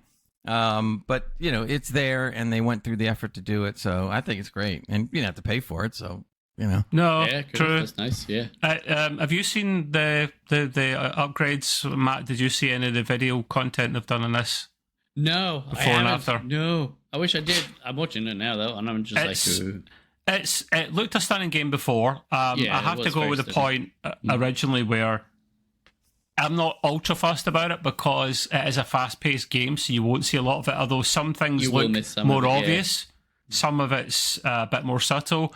The good thing is, see if you run a game with full path tracing in it, it absolutely makes your graphics card cry and wish to go back to the factory. But it is boosted now with, or I don't know if it was now or at the very start, NVIDIA DLSS 4. So you could crank up the path tracing to max or near max. Just put on DLSS 4 if you don't have a peasant card, which is basically the 4000 series and below. Looking at you two, and run DLSS 4.0, and then you can just crank up the FPS again. Great. I've actually got a 5090, yo. No, I should have. No. I would put the 3000 series at peasant. I put the 4000 at prince, and then the 5000 at king, maybe, I guess, or something. Maybe. Although there's still debate about that because the 5000 series didn't go well on the launch, as we know. No, yeah. We struggled to get one at MSRP. But literally, the settings for this are very customizable, as any kind of game is. So you can go in and play about with things until you get it just the right FPS for you. I'll be honest with you, it doesn't really suffer a hell of a lot putting these settings up. Very optimized game, as we know from these chaps over at id. I would go out and try it just now if you haven't played it much or you haven't played it at all. See what FPS you can get out of it. It does look pretty stunning. Digital Foundry done a great article on it, so go and check that out. And in which case, Greg, do you want to tell me briefly about the little video that you put in about the Dutch Doom guy? Oh yeah, that was great. There's I'm losing the actor's name right now, but he's known as the Dutch Giant. This guy is 7'2", but his physique is big too. So he almost looks like a giant at 7'2", not just like a skinny guy at all. Yeah. He started in Reacher season 3, where he played one of the baddies, and he did a wonderful job on that. Definitely helped boost his career.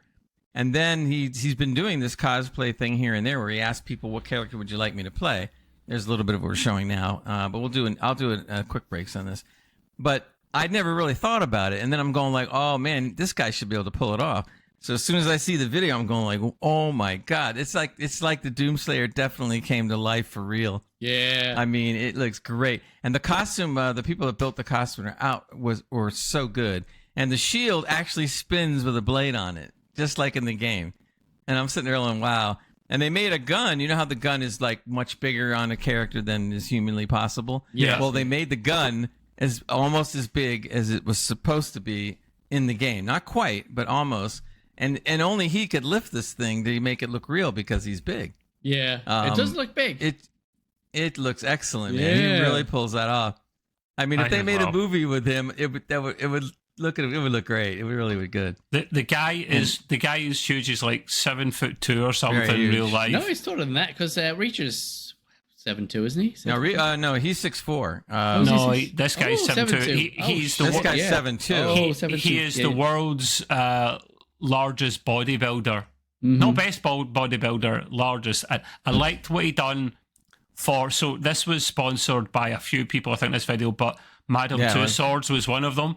And he literally would stand as an exhibit in Madame Two Swords in Amsterdam. And as people pass by, he'd go, jump out, and they'd shit themselves. And I was like, yeah. That's funny. I could actually hear a Scottish couple in there go at the end, very good. You got us there. Well done, mate. I found that amusing. The guy done such a good job. He get given Xboxes and Imagine money to do this as well. He had a prop guys make him the outfit with the shield and stuff. He had a German prop designer make him the gun. It was a collaborative thing. Normally, I wouldn't really watch videos of it. They had a professional production crew, too, that made the video and whatnot, because it does look really good, and I believe it's in 4K, so it looks excellent. Yeah. I love the people on the street, though, especially the ones that knew who he was. Like, some people had these interesting looks on their face, not knowing who it is. That was good enough. Yeah. But when you saw somebody that knew who the character was, they just went like, "Oh, my God." They're like freaking out. That really made it. Yeah, that is awesome. Just Well done. I can imagine. I could imagine if you just walked right into a frame right now, and all of us would see him like, "Oh my god," he would look so huge. I'll play the game. Sorry. I don't think Doom Guy is actually necessarily an overly large, tall player or character. I think he's. That's not true. I read an article. Don't remember where. That they tried to compare him to what the actual physics in the game, how big the Doomslayer is. And they said the Doomslayer is actually even a little bit bigger than 7'3", but 7'2". he's close. Yeah, but they said it's close though. He said this is the closest to an actual real Doomslayer guy the way he's supposed to be. He's very close. I've got a good one for you. This character here, do you think he'd be a better Halo character for the series they did? Okay. Instead of that other guy. Now, I want to jump in on what you said because he asks everybody. He always asks everybody, "What player do you want me to do next?" If you read the comments below the video, they're all talking Master Halo. Chief. Yeah, Master Chief. Yeah, it's all over. I think he'd be the better Master. Yeah. He would be a very good Master Chief. And there's somebody else that I'm not looking at the video Stellar right now. They Blade. mentioned a couple other. Stellar Blade. Yeah, there you go. His jiggle. No, they were saying on a jiggle. well, the one for the women, yes. But they mentioned Space Marine 40,000 hammer 40,000K. Yeah. See, he would Space Marine. He would be a good Space Gordon Marine. Freeman. Hello, Gordon Mr. Freeman. That would be. I don't know good. about that, but he's too big for that.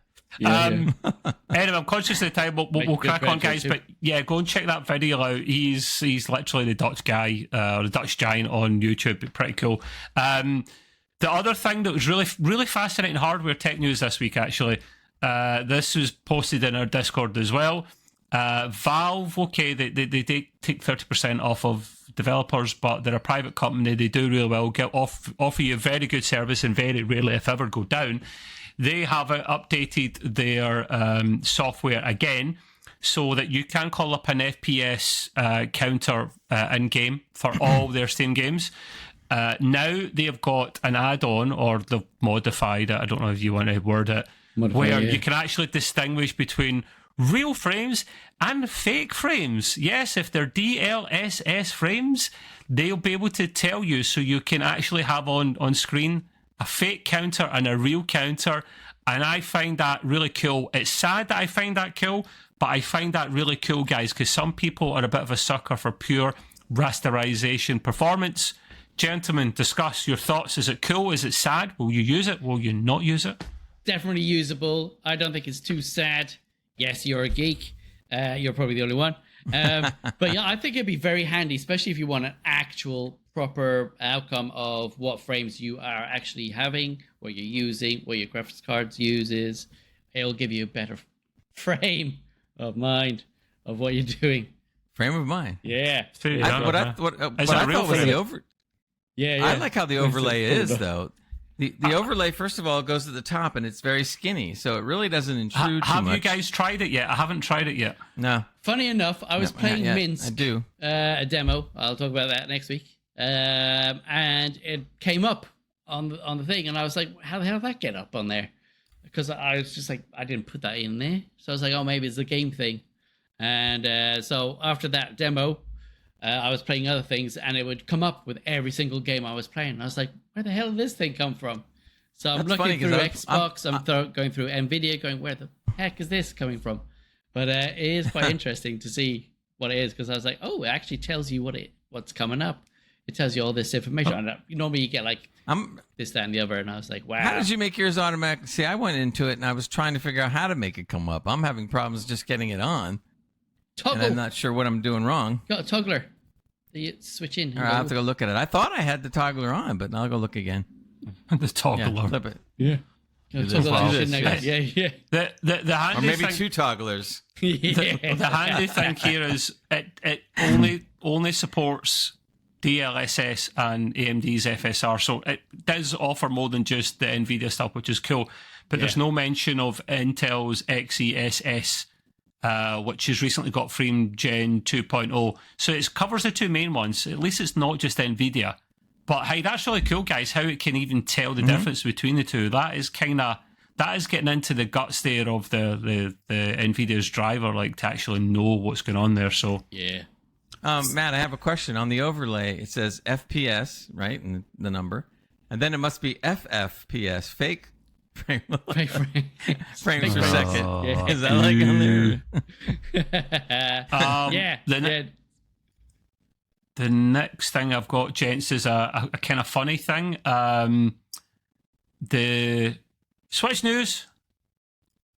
There should be a segment for that, Greg. Where's the little tune? Oh, Matt and I can sing it. Switch to. Switch to. Who are you? Wow. Oh, Yeah. you've killed okay. it. You've killed it, boys. We're clipping that Naturals. one. Switch You're to. naturals. You can emulate your iPhone on a Switch. Actually, it's a Switch 1, actually. I'm telling lies. You can actually, someone's managed to run an iPhone on a feckin' Switch. Now, he does say it's slower than a week in jail, but he says it does work. There you go. You can see there. I've lost my mind and 2 days of my life to install this. That's what you get for being a sad This is man. why I couldn't text you back. I was doing this. Yeah, because you're a sad man. Takes over 20 minutes to boot. Kernel panics every time. Whoa. The kernel panics every second thing you do. Can't open any apps. They're all out and crash. But it does technically work and does technically just about run. Yeah, that's just a little funny thing I brought up because it's pretty sad. Like, Switch 2s are getting banned at the moment, guys, because this Meg Switch that came out for the Switch 1 to clone your games, Yeah. as soon as you put it in a Switch 2, you're banned from playing online. Nintendo. But now the thing is, I don't want to get in a massive debate about this because it's like a separate subject, but there is the thing of you shouldn't be doing it, but it is your bloody console. You should be allowed to do what you want. So what's happening is people that are bricking their Switch 2s are sending them back to the retailer or they're putting them in eBay. So anyone that buys a second-hand Switch 2, be careful, guys. You might get a bricked Switch. The tiny chance, but just be careful. Very sneaky, this, but this is what Nintendo get for being the way they are. Like, they're over the top. They're too much. They are too much. Yeah. The last thing I've really got quickly, I find this fascinating. New standard of HDMI that's out. Now, I know that sounds really sad, but it's not needed, not for a long time, but I wanted to quickly discuss it anyway. We are at HDMI 2.1 at the moment, which has a maximum of 48 gigabits a second. We're now at 2.2, double the bandwidth of 2.1, so it'll give you 96 gigabits bandwidth, right? Cool. Now, there's a standard behind this. HDMI is a licensed thing, but like Thunderbolt was for Intel till they made it open source. You see HDMI in the back of a TV on a graphics card. Samsung or NVIDIA need to pay a little bit to these guys to use that. And if you want to be an official ratified cable, you want to make sure you've got the right cable. You have to get one that's got the official logo on the front with a QR code and the little hologram foil thing. And they usually are more expensive. These cables Is will that not be just like a price pushing Yeah. gimmick? Yeah. Well, no, but it does make sure they're official because you can get ones off Amazon, Matt, that say they can carry it and they can't. And they So won't, yeah. it's a way around it. Now, Same with their chargers as well. So to give you an idea of what this can actually run, which is absolutely batshit crazy, you could, if you wanted to, run 4K at 480 hertz, if you wanted to. And there are monitors that were coming out to do that. You could have 8K at 240 hertz, right? Or That's pretty good. two more, 10K at 120 hertz, even though it doesn't fucking exist. And if you want to go into the future right now, borrow a TARDIS, 16K at 60 hertz. Now, no one can run anywhere near that, but hey, I'm not complaining. They're future-proofing it. We are struggling to bottle out 48 gigabits a second, so I think they're just getting ahead of the game here. I find it pretty cool. Those cables, when they do come out, will be stupidly expensive, and of course, they're backwards compatible. They're calling them the Ultra 96. So it's a good name. Yeah. Yeah, it rolls off the tongue, doesn't it? So Yeah, I think they go up to the highest number that you can attain. Yeah. I like things like that, even though but DisplayPort 2.1 or is it 2.2 came out recently. This beats it. This beats it comfortably. I think it carried 50 gigabits a second, so it was just a wee bit better than 2.1. They've just blown this out of the water, so maybe it's wrong. It's going to be a pain though. in the ass because a lot of graphics card will only give you at least one HDMI. Yeah, true. But that's why DisplayPort needs to keep up, and it usually does. I prefer that standard DisplayPort because it's universal. Yeah, me too. It's backwards compatible. Mr. Gray, do you want to do the quiz or do you want to sack that off and do some of your news? You tell me, sir. I'll do my news because I didn't have time to really do the quiz properly. So, no, or we can end worries, it here and I can go on next time. Yeah, no. We got 5 minutes, my man. At least 5 minutes. So crack on. All right, I'll run at least the first story. Yeah. This is something that's pretty cool, and we could all talk about. Basically, it says AMD researchers reduce graphics card VRAM capacity of 3D rendered trees from 38 gigabytes of VRAM to 52 kilobytes. Okay, that's impressive. Kilobytes. Sad news, but it's impressive. Right, with work graphs and mesh nodes, they call it. So I was looking at this, I'm going like, whoa, 52 kilobytes. I thought I was reading it wrong. I'm sitting there going, how could it be that small? But apparently they said that when you're on a regular game, and we always see this, you're riding through the forest or something on the horse, you always see the trees start to pop into frame as you get closer, and they disappear as they go back. Yeah. And we're all used to seeing that. Well, now apparently with this new technology, they can basically render all the trees, and you'll never see them pop in again. They'll always be there, which you couldn't do before because it was impossible. You had to swallow so much VRAM that people would be screaming and yelling at you. Assuming this all goes down properly with this capability now and everything, wow, you're going to see a real change coming up, especially with the GPUs that don't have to worry about that anymore. Essentially, this could mean that you could run an 8 gigabyte VRAM card that'll look as good as a 24 gigabyte because you don't have to use up all the RAM. Does it still look good, Gray, though? That's the main thing. It's like AI stuff with fake frames. These things have got to look good enough to be worth the while. Exactly. So they said the level of detail is extremely high. So I want to see a video of this. I'm hoping we can see this eventually. Are we trying to say that Call of Duty might not actually be 200 gigabytes in the near future? Yes. They'll think there's some reason to push it up, though. Yeah, well, they'll probably do... No, what they're going to do is they're going to do fake megabytes. Yeah. So basically, or gigabytes. So you're going to say, like, listen, the game really only covers 30 gigabytes, but we're going to put in another 130 of nothing just so we keep the game... That is mad. Data compression and algorithms involved in it. I wouldn't put it past them, though. I really wouldn't. They probably would do something like that. Because people will go like, the game was only 30 gigabytes. Am I getting ripped off? No, really? You're getting 200. You didn't look close enough. Wow. Okay. Wow. I find that cool. Anyway. I find that cool. You get time for your other article, mate, if you want. I mean, this just to go back on it for a second. If this all holds up, and it's revolutionary. It's not just good. I mean, it's mind blowing. Well done. NVIDIA, I've heard about this a while back, and we may have touched on it in the podcast. Me too. But NVIDIA's DLSS is going to switch from to the transformer model. Now that used to be the CNN, not CNN, the news. You explain this one, Gray, because I was going to talk about this until you put it on, and I was like, no, this just hurts my head, and I don't know how to actually describe it. So good luck.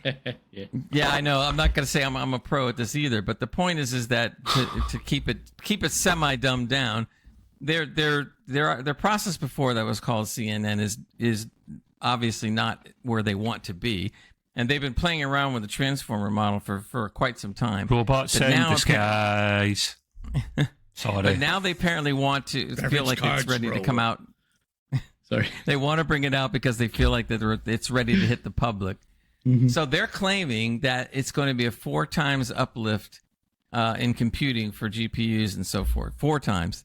So supposedly that means that everything we're looking at is going to be significantly better on performance improvements, all kinds of wide ranges to be used for developers and gamers that they can mess around with it.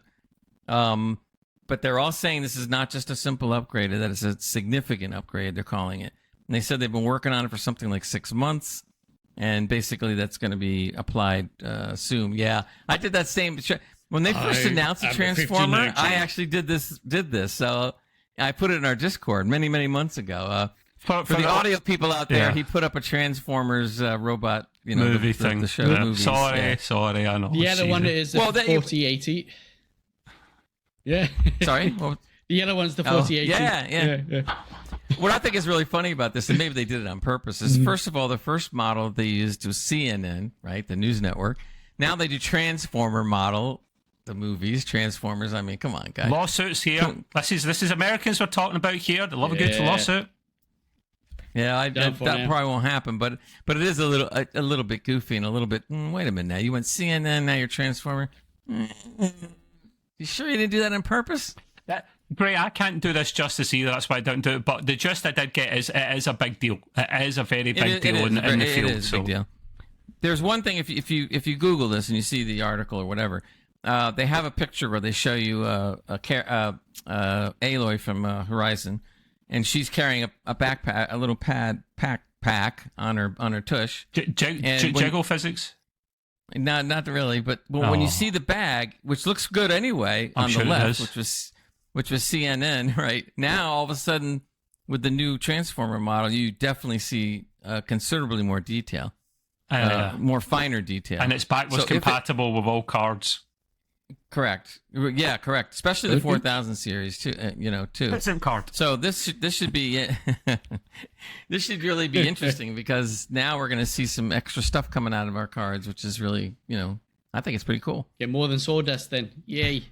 Hey, that is cool, mate. Yes. I see. Listen, we all kind of love this stuff. I think me especially. Like, I love I know it bores some people, and this podcast is available to like a couple of different footballing platforms and stuff, and some people might not like this. This is why we cover everything from hardcore PC news, like tech, game news, game reviews, and consoles and PCs. We do a mixed even bag. The Switch too. Even the Switch too, yeah. Which gets its own segment just to piss these boys off. We cover everything to keep everyone happy, but I love it all, especially the PC stuff. So yeah. Right, yeah, we'll probably call it there, boys. There's always, we usually fill 2 hours most of the time. We're back with the quiz next week. Gray was a bit rushed. We'll just blame Matt for that one, for his phone dying for the quiz. So yeah. It's all your fault. If in doubt, just blame Matt. It's fine. It's the best way, yeah. We will be back next week. As always, we're getting closer to the 300th special. I won't say what we'll do for it, because every time we say we'll do something, nothing happens. So we'll just make it happen. And by the way, look for the video version, and even on the audio version, I might be slipping in a couple little goodies, so be listening for it. Buys a drink first, Gray. Buys a drink first. Yeah, you filthy animal. Anyway, right, we'll call it there, boys and girls. Thank you very much for your time. We'll see you next week. Thank you. Take care, guys. Have a good one. Goodbye. Everybody sing.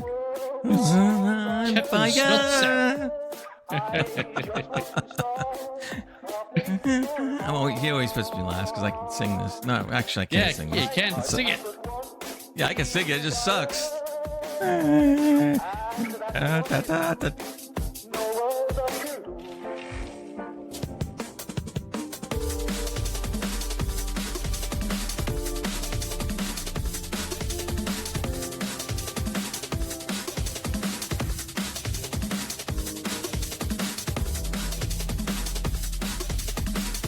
Well, hello there. Hello. Goodbye.